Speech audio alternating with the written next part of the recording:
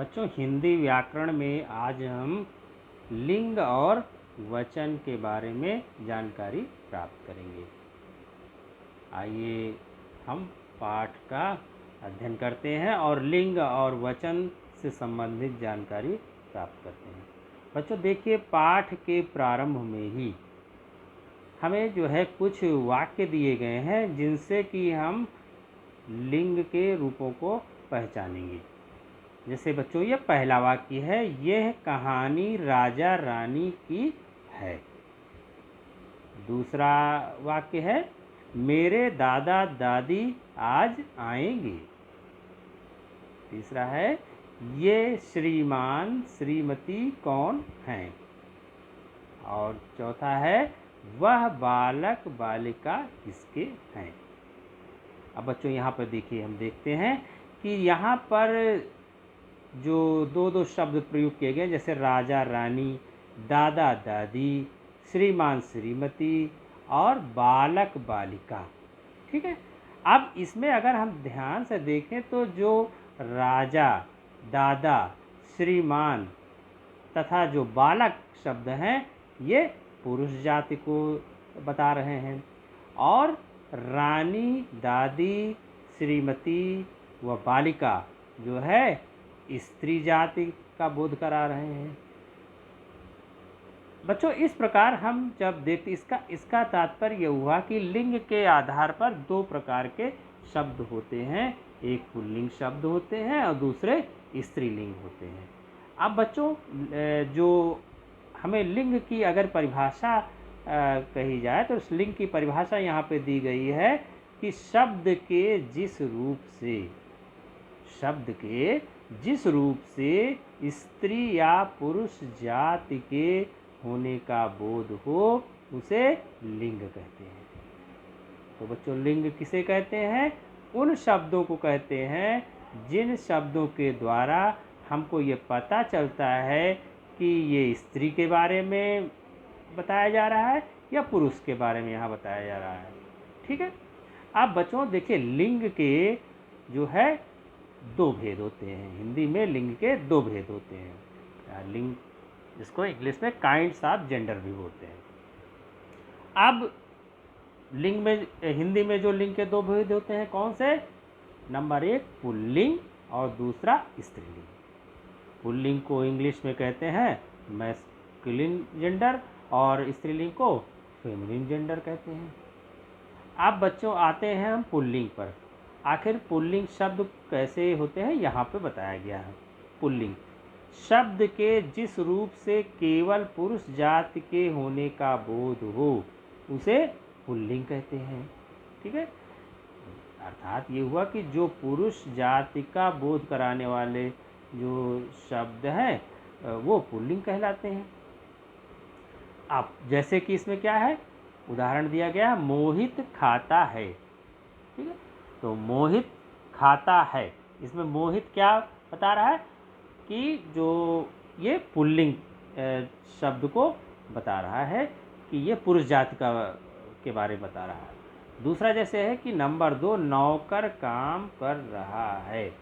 यहाँ पर नौकर किस जाति का बोध करा रहा है? पुरुष जाति का बोध करा रहा है। ठीक है। अब बच्चों आते हैं हम पुल्लिंग शब्दों की पहचान कैसे करेंगे।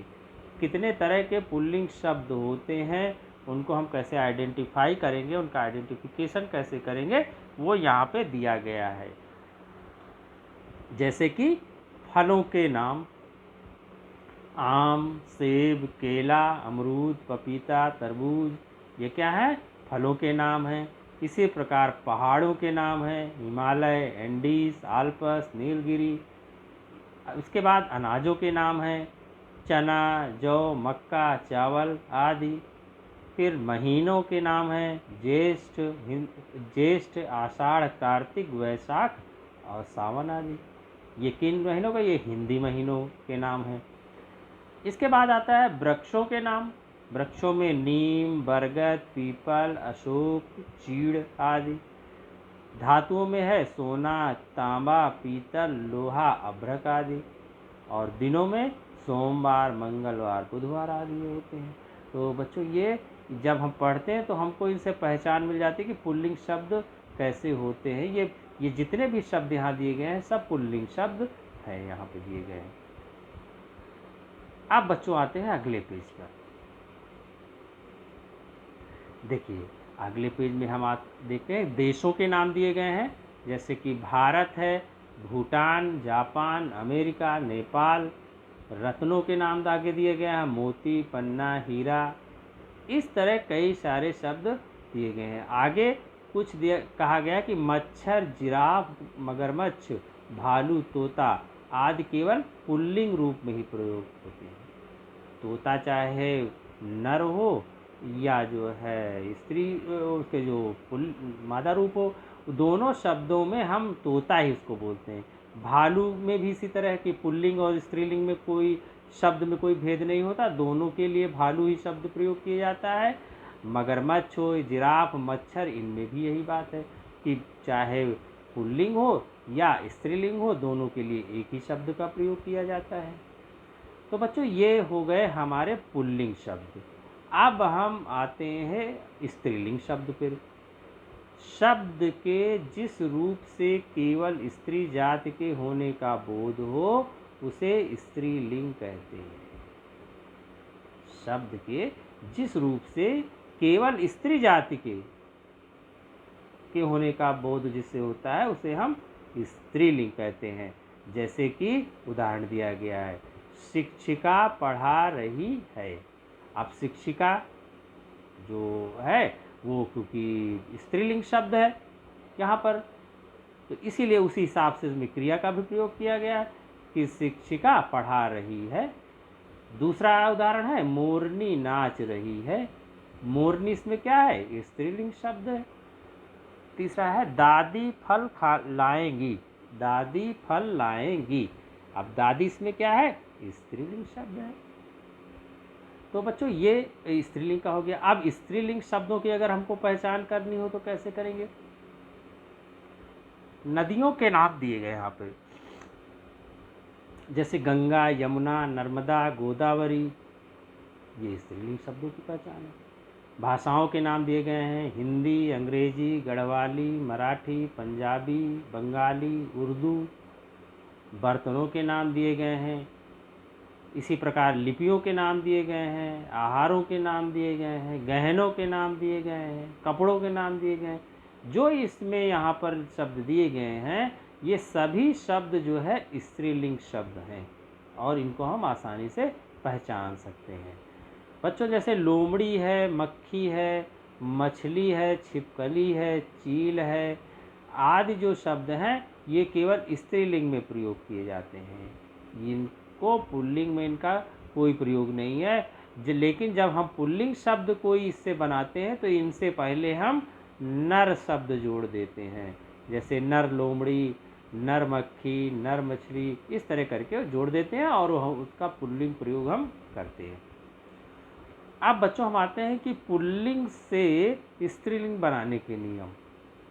जैसे बच्चों शब्द कुछ होते हैं हमको पुल्लिंग में दिए हुए हैं और हमें स्त्रीलिंग बनाना है, तो हम कैसे उन शब्दों को पुल्लिंग से स्त्रीलिंग में बनाएंगे, यहाँ पर बताया गया, आइए जानते हैं।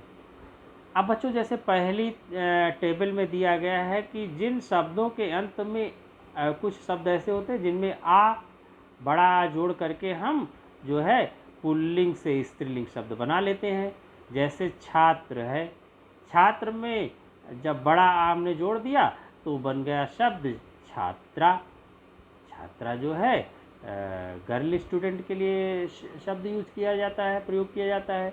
इसी प्रकार आदरणीय शब्द होता है, आदरणीय पुल्लिंग शब्द होता है। इसमें जब आ शब्द जोड़ दिया गया तो ये शब्द बन गया आदरणीया। इसी प्रकार भवदीय में आ जोड़ा तो भवदीया। सुत का हो गया सुता, शिष्य का शिष्या, महोदय का महोदया, आचार्य का आचार्या, वृद्ध का वृद्धा। तो यहाँ पर हमने देखा कि जो पुल्लिंग शब्द होते हैं अगर उसमें हम बड़ा आ जोड़ दें तो वो शब्द स्त्रीलिंग में परिवर्तित हो जाते हैं। बच्चों अब आगे देखते हैं कि कुछ शब्दों में हम जब बड़ी ई जोड़ कर देते हैं तो वो पुल्लिंग शब्द भी स्त्रीलिंग में परिवर्तित हो जाते हैं। जैसे पुत्र है, पुत्र में ई, बड़ी ई जब लगा दिया तो पुत्री हो गया, लिंग परिवर्तन हो गया। पुत्र जो है पुल्लिंग शब्द है और पुत्री स्त्रीलिंग शब्द है। इसी प्रकार बच्चों दास का दासी, बकरा का बकरी, चाचा चाची, लड़का का लड़की, बेटा से बेटी, घोड़ा से घोड़ी, गूंगा से गूंगी और मामा से मामी, दादा से दादी। ये इस प्रकार के शब्द जो है हमने बना लिए, पुल्लिंग से जो है स्त्रीलिंग में बना दिया। अब बच्चों आते हैं अगले पेज पे। यहाँ पर देखिए हम देखते हैं कि अब जो है इसमें बताया गया कि कुछ ऐसे भी शब्द होते हैं जिनमें हम शब्दों, पुल्लिंग शब्द ऐसे होते हैं जिनमें कि हम शब्दों के अंत में अगर इया शब्द लगा दें, इया शब्द जोड़ दें तो वो भी पुल्लिंग शब्द स्त्रीलिंग में परिवर्तित हो जाता है। जैसे बेटा है, बेटा में इया जोड़ दिया गया तो हो गया बिटिया हो गया। इसी प्रकार लोटा से लुटिया, बूढ़ा से बुढ़िया, कुत्ता से कुतिया, चिड़ा से चिड़िया, चूहा से चूहिया, बछड़ा से बछिया, गुड्डा से गुड़िया। तो ये सारे शब्द बन गए हमें पुल्लिंग से स्त्रीलिंग। अब बच्चों अब आते हैं कि कुछ ऐसे पुल्लिंग शब्द होते हैं जिनमें कि अगर उनके आखिर में आनी या आड़ी शब्द जोड़ दें तो वो भी जो है पुल्लिंग से स्त्रीलिंग में परिवर्तित हो जाते हैं। जैसे नौकर से नौकरानी, जेठ से जेठानी, देवर से देवरानी, सेठ से सेठानी, मेहतर से मेहतरानी, इंद्र से इंद्राणी। ये शब्द हो गए। अब बच्चों इसी प्रकार हम आते हैं कि कुछ ऐसे शब्द होते हैं जिनके कि अंत में अगर इन शब्द जोड़ दें, इन शब्द अगर जोड़ दें तो वो भी जो है पुल्लिंग से स्त्रीलिंग में परिवर्तित हो जाते हैं। जैसे नाग से नागिन, बाघ से बाघिन, ग्वाला से ग्वालिन, दर्जी से दर्जिन, पापी से पापिन, माली से मालिन, लुहार से लुहारिन, मालिक से मालकिन, धोबी से धोबिन, कुम्हार से कुम्हारी। तो बच्चों ये शब्द हो गए जिनमें कि हमने इन जोड़ा और ये पुल्लिंग से स्त्रीलिंग में परिवर्तित हो गए। अब कुछ शब्द ऐसे हैं जिनमें कि बच्चों हम नी शब्द जब जोड़ते हैं तो वो पुल्लिंग से स्त्रीलिंग में परिवर्तित हो जाते हैं। जैसे कि देखते हैं यहाँ पर कि ऊँट से ऊँटनी, हंस से हंसनी, जाट से जाटनी, राजपूत से राजपूतनी। इसी प्रकार मोर से मोरनी, भील से भीलनी, सिंह से सिंहनी, भूत से भूतनी। तो ये नी शब्द जो बाद में जोड़ दिया गया तो पुल्लिंग से ये स्त्रीलिंग में शब्द परिवर्तित हो गए। अब बच्चों हम आते हैं आगे कि शब्दों के अंत में ईका जोड़कर कुछ पुल्लिंग शब्द ऐसे हैं जिनमें अगर हम अंत में इका शब्द जोड़ दें तो वो भी जो है स्त्रीलिंग में परिवर्तित हो जाते हैं। जैसे नायक से नायिका, सेवक से सेविका, शिक्षक से शिक्षिका, गायक से गायिका, पुस्तक से पुस्तिका, लेखक से लेखिका, निरीक्षक से निरीक्षिका, बालक से बालिका, निवेदक से निवेदिका, अध्यापक से अध्यापिका। तो इस प्रकार बच्चों देखा हमने कि ये बहुत सारे शब्द हैं जिनको कि अलग अलग लास्ट में कुछ शब्द जोड़ दिए गए और वो किस प्रकार पुल्लिंग से जो है स्त्रीलिंग में परिवर्तित हो गए। अब बच्चों आते हैं अगली पृष्ठ पे। कुछ ऐसे भी शब्द हैं जिनमें कि हम अगर वती या मति शब्द जोड़ दें तो वो भी जो है पुल्लिंग से स्त्रीलिंग में परिवर्तित हो जाते हैं। जैसे बलवान में अगर वती शब्द जोड़ दिया गया तो बलवती हो गया, बलवान स्त्रीलिंग शब्द है तो बलवान से बलवती हो गया। भगवान का जो स्त्रीलिंग शब्द क्या बना, भगवती। ज्ञानवान से ज्ञानवती, धैर्यवान से धैर्यवती, धनवान से धनवती, सत्यवान से सत्यवती। और आगे शब्द इसी प्रकार के दिए गए हैं कि जैसे श्रीमान से श्रीमती, शक्तिमान से शक्तिमती, बुद्धिमान से बुद्धिमती, आयुष्मान से आयुष्मती, पुत्रवान से पुत्रवती और रूपवान से रूपवती। तो बच्चों ये सारे शब्द जो है वती और मति शब्दों को जोड़ने से पुल्लिंग से स्त्रीलिंग में परिवर्तित हुए यहाँ पर। अब बच्चों देखिए कुछ ऐसे शब्द हैं जिनमें कि पुल्लिंग शब्दों के भिन्न रूप वाले स्त्री, जैसे कि सम्राट से साम्राज्ञी, राजा से रानी, कवि से कवयित्री, मर्द से औरत, भैया से भाभी। ये इनमें यह है कि जो पुल्लिंग शब्द दिए गए उनसे भिन्न रूप वाले स्त्रीलिंग रूप ये कहे जाते हैं।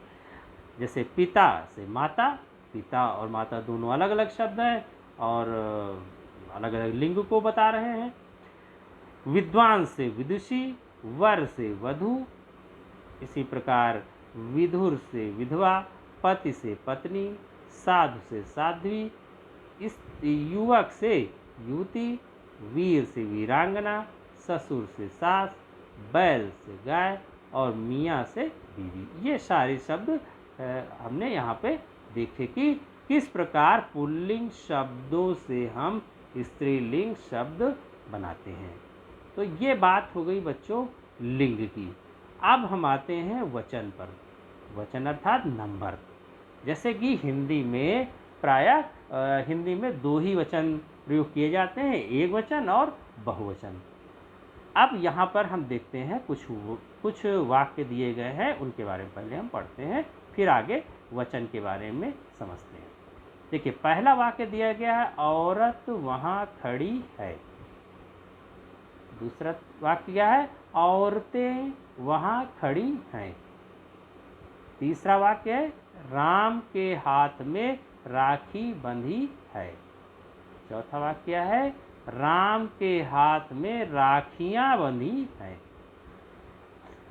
अब बच्चों यहाँ हम देखते हैं कि इन वाक्यों में औरत और राखी शब्द एक नंबर को ही शो कर रहे हैं, किसी एक चीज़ के बारे में ही शो कर रहे हैं नंबर्स के रूप में। और जबकि औरतें और जो राखियाँ शब्द हैं वो अनेक लोगों के बारे में बता रहे हैं, अनेक संख्या में ज़्यादा लोगों के बारे में बता रहे हैं। तो बच्चों इससे ये पता चलता है कि कुछ शब्द जो है हिंदी में एक वचन होते हैं और कुछ जो है उसी के बहुवचन शब्द भी उसी के परिवर्तित हो जाते हैं या उनके प्रयोग में आते हैं।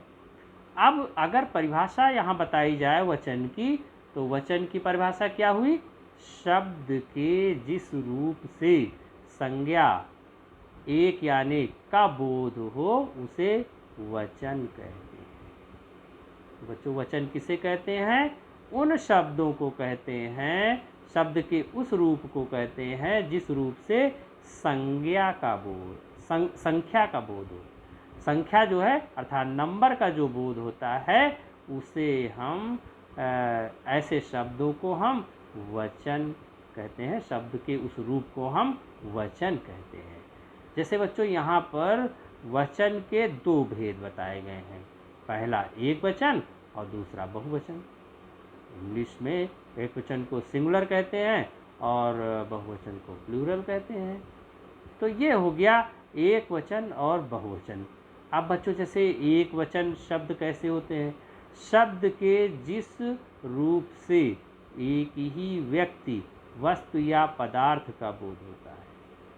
कोई एक ही चीज़ के बारे में हम बता रहे हैं या एक ही वस्तु हो, चाहे पर कोई व्यक्ति हो, तो ऐसे जो शब्द के रूप होते हैं उनको हम कहते हैं एकवचन। जैसे बिल्ली, माला, मछली, ये सब हैं। उसी प्रकार बहुवचन में है कि शब्द के जिस रूप से एक से अधिक व्यक्ति, वस्तु या पदार्थ का बोध होता है उसे बहुवचन कहते हैं। जैसे कि बिल्लियाँ, मालाएँ, मछलियाँ आदि, क्योंकि इनमें कई सारे जो है चाहे जीव हो, चाहे व्यक्ति हो, चाहे कोई चीज़ हो, उसके बारे में बताया जा रहा है। इसलिए ये शब्द जो है वो बहुवचन को यहाँ पर सूचित कर रहे हैं। ठीक है, तो बच्चों ये हमारा हो गया। अब आते हैं अगले पेज पर। देखिए यहाँ देखते हैं कि वचन जो होते हैं, वचन की आखिर हम पहचान कैसे करें कि वचन एक वचन है कि ये बहुवचन है, कैसे करें। तो यहाँ पर बताया गया है कि दो जैसे संज्ञा व सर्वनाम शब्दों द्वारा हम पहचान करते हैं। सबसे पहली चीज़ तो वचन की पहचान हम संज्ञा या सर्वनाम शब्दों से किस प्रकार करते हैं, यहाँ पे बताया गया है। जैसे कि उदाहरण यहाँ दिया गया है कि यह पुस्तक किसकी है। देखिए यहाँ क्या प्रयोग किया गया, यह है और पुस्तक, दो शब्द यहाँ पे प्रयोग किए गए। एक इसमें सर्वनाम है, दूसरी संज्ञा है। जैसे पुस्तक संज्ञा हो गई और यह क्या है, सर्वनाम शब्द है। और इसी का जब हमने बहुवचन रूप बनाया तो ये वाक्य बना, ये पुस्तकें किसकी हैं। अब देखिए यहाँ पर यह जो हो गया ये में परिवर्तित हो गया, पुस्तक जो है वो पुस्तकें में हो गया। अब इससे ये हो गया कि इसमें हमको साफ साफ पता चल रहा है कि यह और पुस्तक ये क्या है, एक वचन शब्द हैं, और ये और पुस्तकें जो है वो बहुवचन शब्द हैं। बच्चों इसी प्रकार देखिए दूसरा यहाँ नीचे वाक्य दिया गया कि वह अखबार पढ़ता है। अब वह क्या है, वह सर्वनाम है, तो जो कि एक वचन को प्रदर्शित कर रहा है। ठीक है, इसी प्रकार दूसरे वाक्य में आते हैं, वे अखबार पढ़ते हैं। अब यहाँ पर वे क्या है, वे है बहुवचन को प्रदर्शित करने वाला शब्द है। इसी प्रकार बच्चों मैं बाजार जाता हूँ में मैं, और हम बाजार जाते हैं में हम, ये हम जो है यहाँ बहुवचन है और मैं जो है एक वचन है। अब बच्चों दूसरा वचन पहचानने का एक तरीका तो हो गया संज्ञा और सर्वनाम शब्दों के द्वारा, और दूसरा जो ये पहचान का तरीका है वो क्रिया शब्दों के द्वारा कैसे हम पहचानते हैं कि आखिर यहाँ पर हम बहुवचन की बात कर रहे हैं कि एक वचन की बात कर रहे हैं, ये दूसरे क्रिया शब्दों से भी हम जानते हैं। जैसे कि यहाँ दिया गया है कि कुछ शब्द यहाँ दिए गए हैं, कह रहे हैं कि पिता, मामा और हाथी, मोर, साधु, छात्र, कवि इत्यादि शब्द एक वचन और बहुवचन में समान रूप से समान है। इनकी पहचान हम क्रिया शब्दों के द्वारा कैसे हैं, जैसे छात्र पढ़ने जाता है, या फिर हम उसको कहें कि छात्र पढ़ने जाते हैं। अब दोनों में छात्र क्या है, संज्ञा शब्द है, लेकिन दोनों में छात्र ही शब्द प्रयोग किया गया है। संज्ञा के जो शब्द है उसके में रूप में कोई परिवर्तन नहीं हुआ। तो अब हम इसमें इस प्रकार के वाक्य में आखिर कैसे पहचानेंगे कि ये एक वचन को सूचित करने वाला वाक्य है कि बहुवचन को। अब इसमें हम क्रिया के द्वारा पहचानेंगे। जैसे पहले वाक्य में है कि छात्र पढ़ने जाता है, और दूसरे में है कि छात्र पढ़ने जाते हैं। अब इससे साफ साफ पता चल रहा है कि जो पहला वाक्य है वो एक वचन को सूचित कर रहा है और दूसरा जो है वो बहुवचन को बता रहा है। इसी प्रकार बच्चों जैसे पक्षी उड़ता है, इसमें उड़ता है और उसके आगे है पक्षी उड़ते हैं, तो ये पहले वाले में जो है एक वचन है और दूसरे वाले में बहुवचन है। इसी प्रकार बच्चों एक है मोर नाचता है। अब नाचता है और दूसरे में क्या है, नाचते हैं, तो पहले वाले में एक वचन और दूसरा वाला जो है बहुवचन को बता रहा है। तो इस प्रकार हमने बच्चों देखिए कैसे जो है वचन की पहचान की जाती है, इसके बारे में यहाँ पे हमने जाना। अब बच्चों हम आते हैं जैसे वचन का परिवर्तन कैसे होता है, चेंज ऑफ नंबर कैसे करते हैं, ये यहाँ पे जानना है। जैसे कि कोई शब्द अकारांत स्त्रीलिंग शब्दों दिया गया है, उसके अंत में अंत आ का ए कर देने से शब्द बहुवचन में बदल जाते हैं। जैसे कि कोई एक शब्द दिया गया आँख, अब आँख में ए शब्द जोड़ दिया गया तो क्या बन गया आँखें।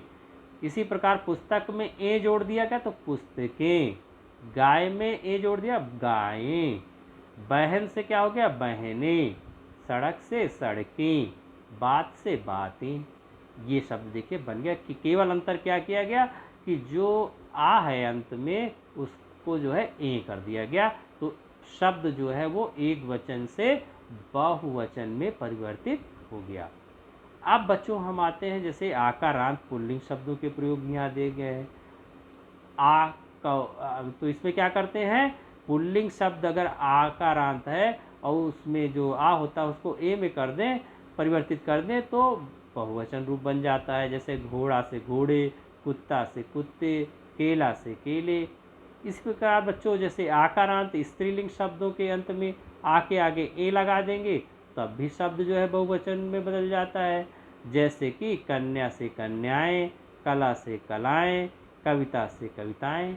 आगे इसी प्रकार अध्यापिका से अध्यापिकाएं, माता से माताएं। अन्य इसी प्रकार शब्द बहुत सारे शब्द इस तरह के बनते हैं। अब बच्चों हम आते हैं इकारांत अथवा ईकारांत स्त्रीलिंग शब्दों के। ऐसे अगर शब्द हैं जैसे कि है डाली है, तो डाली में अगर इया शब्द जोड़ देंगे तो ये बहुवचन में परिवर्तित हो जाएगा, डाली से डालियाँ, गति से गतियाँ। ठीक है। अब बच्चों आते हैं अगले पेज में। हम देखिए बच्चों यहाँ पर इसी में कई सारे और शब्द दिए गए हैं जिनमें इया शब्द जोड़ दिए गया। थाली से थालियाँ, नारी से नारियाँ, लड़की से लड़कियाँ, नीति से नीतियाँ। तो इस तरह करके हमने देखा कि हम एक वचन शब्द को कैसे बहुवचन में परिवर्तित करते हैं।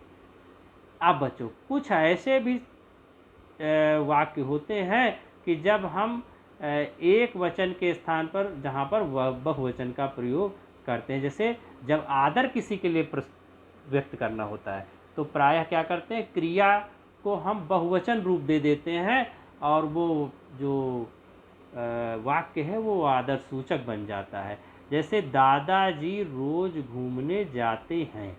अब बच्चों क्रिया जो प्रयोग की गई है यहाँ पे वो एक तरीके से बहुवचन रूप है, लेकिन क्योंकि दादाजी, अब दादाजी की बात, तो इसलिए उनको आदर के साथ कहने के लिए हमने जो है यहाँ पर एक वचन लिंग के लिए क्रिया के बहुवचन रूप का यहाँ पे प्रयोग किया है। इसी प्रकार जैसे महात्मा गांधी महान व्यक्ति थे, ये केवल जो है आदर सूचक के लिए होने के नाते यहाँ पर हमने जो है एक वचन लिंग के लिए क्रिया के बहुवचन रूप का प्रयोग किया। तो बच्चों इस तरह हमने आज क्रिया के और इसमें लिंग के और वचन के अनेक रूपों के बारे में हमने इस पाठ में अध्ययन किया।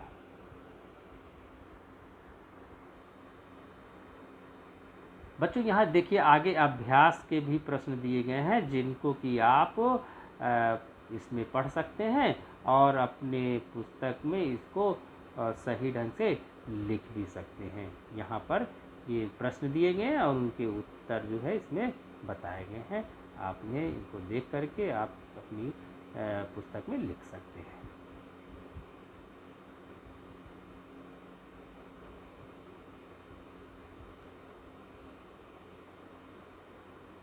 देखिए कुछ प्रश्न यहाँ भी दिए गए हैं आगे के पेज में, इसको भी आप जो है पढ़िए और इसको समझिए। तो बच्चों इस प्रकार आज इस पाठ के माध्यम से हमने जो है हिंदी व्याकरण में लिंग और वचन का कैसे प्रयोग होता है इसके बारे में जानकारी प्राप्त